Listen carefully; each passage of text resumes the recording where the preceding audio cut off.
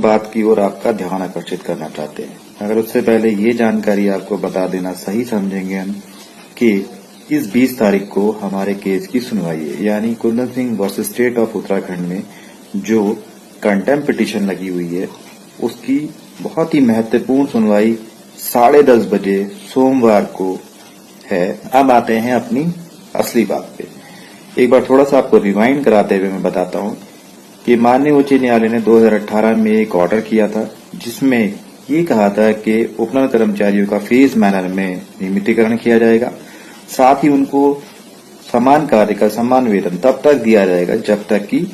उनका नियमितीकरण नहीं हो जाता, जिसमें डीए और एरियर भी सम्मिलित है। अब जब राज्य सरकार 3 फरवरी का अपना ऑर्डर करती है तो उसमें वो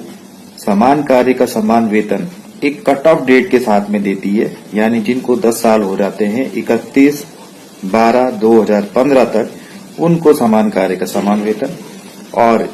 डीए, और उसमें से डीए में से एक लैंग्वेज हटा दी गई परिवर्तनीय, यानी डीए समय समय पे बदलेगा या बढ़ेगा, और साथ ही एरियर की बात भी उसमें नहीं है। और तीसरी सबसे महत्वपूर्ण बात उसमें यह भी नहीं दिया गया है कि जो लोग रह गए हैं उनके लिए कब ये सारी व्यवस्था खुलेगी, और नियमितीकरण की तो बात दूर दूर तक उसमें नहीं है। इन्हीं सब बातों को लेकर जो सुनवाई अब होनी है 20 तारीख को, इसमें महत्वपूर्ण तरीके से रखा जाएगा। इस विषय में महत्वपूर्ण यह है कि इस राज्य सरकार का जो 3 तारीख का यानी सैनिक कल्याण विभाग का जो 3 तारीख का जीओ है उसका एक पैरा है 3, उसका सब पैरा है 8। उसमें ये बात लिखी गई है कि उपनल कर्मचारियों को समान कार्य का समान वेतन दिए जाने से पूर्व उनके साथ एक अनुबंध किया जाएगा। अनुबंध क्यों किया जाएगा? क्योंकि वो ये चाहते हैं कि एक व्यवस्था है, उस व्यवस्था से हम लोग विभागों में अपने आप को जोड़ पाएंगे, तभी सैलरी देना मुमकिन हो पाएगा। मगर इसमें एक पॉइंट है कि अनुबंध उस व्यक्ति के साथ होता है जो डे फर्स्ट आता है, यानी अगर कोई विज्ञप्ति निकलती है, कोई ऐसी सूचना निकलती है और आदमी पहली बार आता है जबकि उसने कभी भी विभाग के अंदर काम ही नहीं किया होता है, उसके साथ अनुबंध किए जाने की रीति ठीक है। परंतु जो व्यक्ति पहले से ही 15 साल 20 साल से काम कर रहा है उसके साथ अनुबंध करने की रीति सरासर गलत है, और हमारे साथ भी यही प्रक्रिया अपनाई जा रही है। और इन अनुबंध के विषय में भी यही तर्क दिए जा रहे हैं कि आपके साथ अनुबंध इसलिए करना अनिवार्य है ताकि आप विभाग में आएंगे और उसके बाद हम आपको सही तरह से जो हम सैलरी यानी समान कार्य का समान वेतन जो लोग कट ऑफ में आ रहे उनको देंगे। परंतु अनुबंध पूरी तरह से एक गलत व्यवस्था है। इसकी जगह हमारी मांग है कि एक आप विलय पत्र लेकर आए और उस विलय पत्र में इन बातों का उल्लेख हो स्पष्टता कि हमारी सेवा रूल्स क्या होंगे, यानी सर्विस रूल्स क्या होंगे, हमें वेतन किस तरह से दिया जाएगा, कर्मचारियों को यूनिक आईडी दी जाएगी, कर्मचारियों को मिलने वाली सुविधाएं क्या होंगी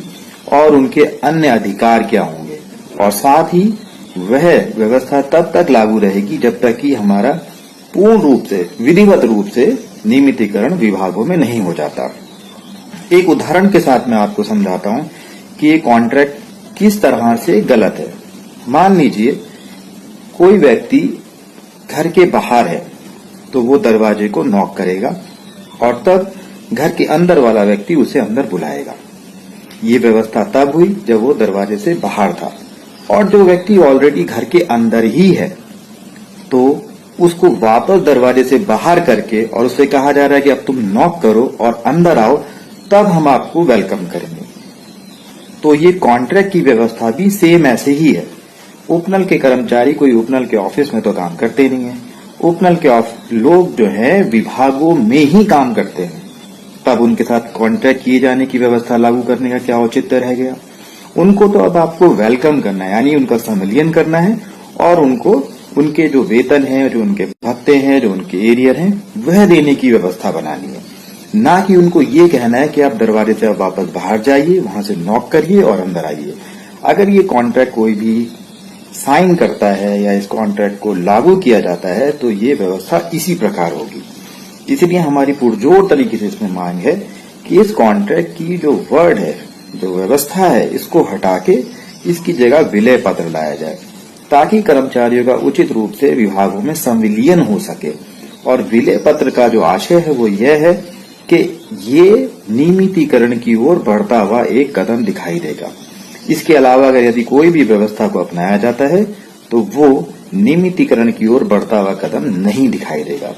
ये सब बातें बताना आप लोगों को इसलिए जरूरी था ताकि आप लोग भी अब दोबारा से जो ऑर्डर 3 तारीख का है, उसके बाद राज्य सरकार के द्वारा जो कॉन्ट्रैक्ट जारी किया गया 2 अप्रैल को, उन सभी को पलट कर देखेंगे तो आप समझ पाएंगे कि उत्तराखंड उत्पन्न संविदा कर्मचारी संघ द्वारा जो मांग उठाई जा रही है वो एकदम उचित मांग है और एकदम लॉजिकल है, और इस मांग से सभी उत्पन्न कर्मचारियों को लाभ पहुंचेगा। और साथ ही जो कट ऑफ की बात आई है कि सिर्फ जिनको 10 साल हो गए हैं उन्हीं को इस बात का लाभ दिया जाएगा, हमने इसका भी विरोध करते हैं। और इस बात को हमने कोर्ट में रखने के लिए अपने अधिवक्ता महोदय को भी अवगत कराया है। 20 तारीख को वो इस विषय पे भी अवगत कराएंगे कि जब माननीय उच्चतम न्यायालय नई दिल्ली द्वारा राज्य सरकार की पुनर्विचार याचिका को कैंसिल कर दिया गया था, निरस्त कर दिया गया था, उस तिथि को जो है सभी की कट ऑफ माना जाए, यानी 2024 तक जो लोग थे उन सभी की जो ज्वाइनिंग है वहां तक के लोगों को कट ऑफ माना जाए, यानी सभी को लाभ मिले। तो आप लोग अब बहुत बेहतर तरीके से मुझे लगता है समझ पाए होंगे कि कॉन्ट्रैक्ट की व्यवस्था को हटाना क्यों आवश्यक है और कॉन्ट्रैक्ट की व्यवस्था को हटाकर हम क्या चाहते हैं, जिससे कि हमें स्पष्ट रूप से नियमितीकरण की ओर बढ़ते हुए कदम दिखाई दें राज्य सरकार के। और राज्य सरकार के बीच में जो एक भ्रम की स्थिति हो गई है या वह उचित रूप से व्यवस्था को नहीं ला पाए हैं, उसका यही कारण लगता है कि उन्होंने एक कॉन्ट्रैक्ट बनाया ये सोच के कि ये लोग नए लोग हैं जिन्हें हम रखेंगे विभाग में और इनको सैलरी देंगे। परंतु इस विषय पे उनको विचार करना जरूरी है कि ये नए लोगों के लिए नहीं है, हम लोग ऑलरेडी विभागों में ही हैं 15-20 साल से, अब सिर्फ हमारा संविलियन करना है या हमारा विनियमितीकरण करना है और हमारे सैलरी दिए जाने की व्यवस्था और अन्य सुविधाओं को खोला जाना है। तो इस कॉन्ट्रैक्ट के स्थान पर हमारे लिए संविलियन या विलय पत्र का आना बहुत ही आवश्यक है। बहुत बहुत धन्यवाद, बहुत बहुत धन्यवाद।